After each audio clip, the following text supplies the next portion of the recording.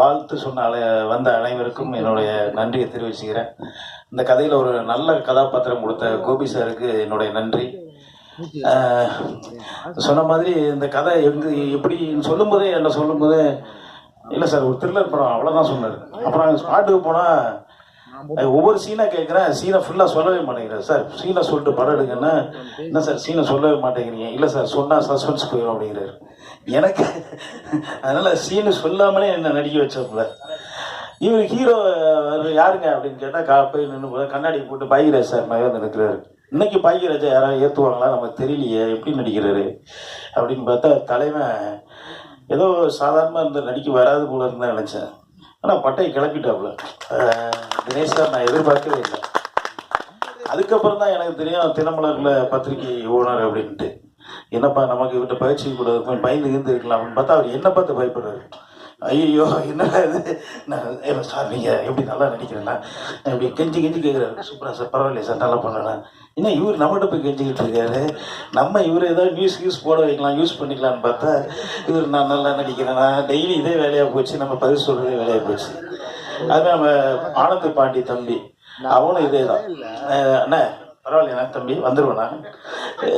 வந்துடுவேடா, எங்கடா இது சினிமாக்குள்ளே தானே இருக்குது, வேற எங்கேயா போயிருக்கேன். நான் சாலிகிராமத்தை சுற்றும் போது கண்டிப்பாக வந்து தான் வேறு வழியே கிடையாது, வந்துடுவேடா அப்படின்னேன். அதுமாதிரி அந்த பொண்ணுங்க அவங்க ட்ரெஸ்ஸை பார்க்குறதே வேலை. இவங்க அங்கேயே பார்த்துட்டு இருக்காங்க மைக்கை வச்சுட்டு. இல்லைடா நம்ம எல்லாருமே தான் ஏன்னா என்ன சொன்னாலும் தப்பு நினைப்பாங்க. இந்த பிள்ளைங்க ட்ரெஸ்ஸு கவர்ச்சியாக கொஞ்சம் பண்ணிட்டு வருமா, சரி நம்ம கண்ணு அந்த பக்கம் அப்படி திருப்பிக்கிட்டு அப்படி வயசுக்கு மரியாதை கொஞ்சம் திருப்பிக்குவோம் அப்படின்னு பார்த்தா டக்குன்னு அண்ணன் அப்படி அண்ணன் வேற சொல்லிட்டு பாப்பா இப்படி.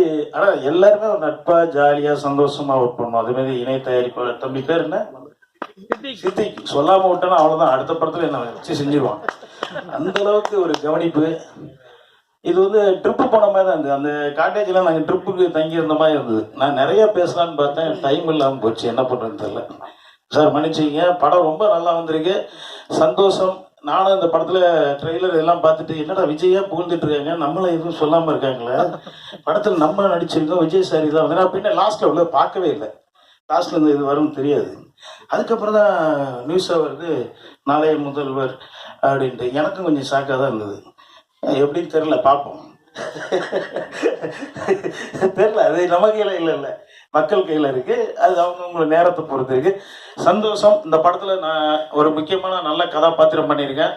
கண்டிப்பாக அவங்க எல்லாத்தையும் கொஞ்சம் லைட்டாக பயமுத்துற கேரக்டர் தான். நீங்கள் பார்த்துட்டு சொல்லுங்கள். பத்திரிகை நண்பர்கள் எல்லாரும் சப்போர்ட் பண்ணுங்கள். நன்றி, தேங்க்யூ. டைம் இல்லாத காலத்தில் சீக்கிரம் முடிச்சிட்டேன். தேங்க்யூ.